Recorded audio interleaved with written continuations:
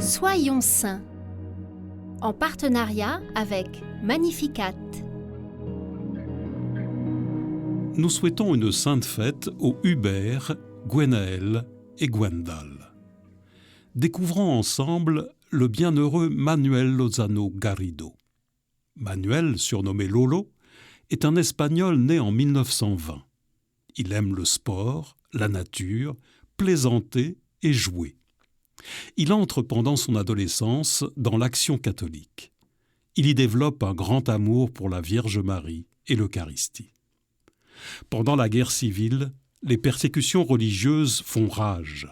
Manuel résiste en apportant clandestinement la communion aux malades. Il est dénoncé et incarcéré pendant 3 mois. Il évangélise aussi par la radio, puis entame des études de journaliste. À 22 ans, il est atteint de spondylarthrite, maladie qui le paralyse intégralement et le cloue sur un fauteuil roulant. Il parle de cette épreuve comme de sa vocation d'invalide et choisit d'offrir ses douleurs. Lolo entame une carrière de journaliste et d'écrivain dans la presse nationale et locale. Lorsqu'il ne peut plus écrire de la main droite, il apprend à écrire de la gauche. Lorsque c'est au tour de la gauche, il dicte à un magnétophone. En 1956, il fonde la revue Sinaï pour les personnes malades. Il écrit énormément et reçoit de multiples prix littéraires. Manuel aborde tous les sujets, industrie, éducation, agriculture. Manuel est inarrêtable.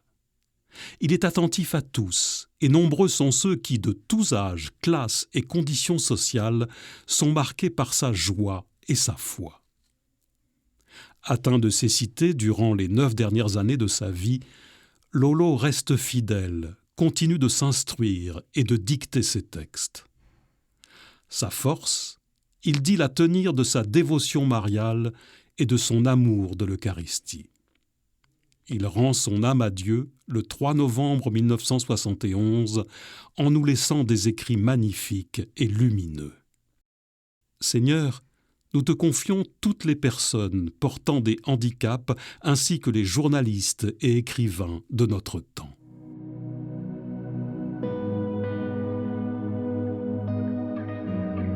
Bienheureux Manuel, nous sommes tous plus ou moins paralysés dans notre foi.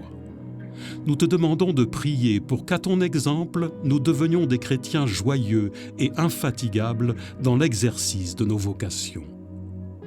Gardons dans le cœur cette ferme espérance, rien n'est impossible à celui qui croit.